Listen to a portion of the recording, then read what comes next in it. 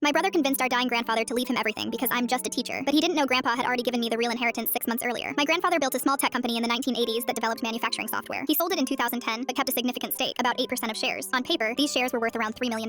Michael, my older brother, is an investment banker who's been eyeing that inheritance since we were teenagers. He'd constantly tell Grandpa about his deals and connections, always ending with how he could maximize the value of Grandpa's portfolio when the time came. I became a high school math teacher. To Michael, this was proof I'd given up on success. He'd tell everyone at family gatherings, Rebecca had such potential, but she chose to waste it teaching algebra to teenagers. At least one of us is carrying on Grandpa's business legacy. What Michael didn't know was that Grandpa and I had a different relationship. Every Sunday, I'd bring him lunch and we'd talk for hours. Not about money or success, but about his early days coding, about mathematics, about the beauty of teaching someone to solve problems. As we worked through the paperwork, he revealed something stunning. The shares everyone knew about were just preferred stock, essentially worthless unless the company went public, which it never would. The real valuable shares, common stock worth $3.2 million, were in a separate trust. That day, Grandpa transferred all the common stock to me with one condition. I had to use part of it to establish a scholarship fund for students pursuing STEM education. The paperwork was done through his personal lawyer, not the family attorney Michael had been schmoozing. Let Michael think he's getting the big prize, Grandpa said. Boy needs to learn that greed makes you blind. Besides, you're the only one who visited me because you actually like me, not my portfolio. For the next 6 months, I said nothing. I kept teaching, kept visiting Grandpa, kept listening to Michael brag about his plans for restructuring Grandpa's assets. Then Grandpa's health declined. He was in hospice care when Michael made his move. He showed up with a lawyer and a new will he'd had drafted. He told Grandpa I'd been speaking poorly of the family, that I'd said teaching was more noble than business, that I looked down on wealth and would probably just donate everything to charity anyway. Grandpa, who by this point was playing along beautifully despite his illness, said weakly, "Is this true?" Michael nodded gravely. "She told me she doesn't even want your money. She thinks capitalism is evil." Her exact words. Grandpa sighed dramatically. "Then I suppose I should leave everything to you, Michael. You'll honor my business legacy." Michael practically shoved the pen into Grandpa's hand. And here's where Michael's ego destroyed him. He set up his phone to live stream the signing to our aunts, uncles, and cousins. Family transparency, he called it. Everyone should witness Grandpa's final wishes. On the stream, you can see Grandpa slowly signing the will, leaving all my shares in TechCore Industries to Michael. You can see Michael's triumphant smile. You can also see me in the background, calmly grading papers, not even looking up. "Don't you want to read it?" Michael asked Grandpa. "I trust you, Michael," Grandpa wheezed. "You're the businessman." Michael was so proud that he posted the video on LinkedIn with a caption, "Honored to carry on my grandfather's legacy." He recognized that success should be rewarded with success. Grandpa passed away 2 weeks later. At the funeral, Michael was already acting like the heir apparent, talking about his responsibility to the family fortune, and how he'd ensure Grandpa's wealth worked for future generations. The will reading was scheduled for the following Monday. Michael invited everyone and even sent formal invitations. The family attorney read the will in a conference room Michael had rented at his bank. "To my grandson Michael, I leave all my shares in TechCore Industries, currently valued at approximately $3 million.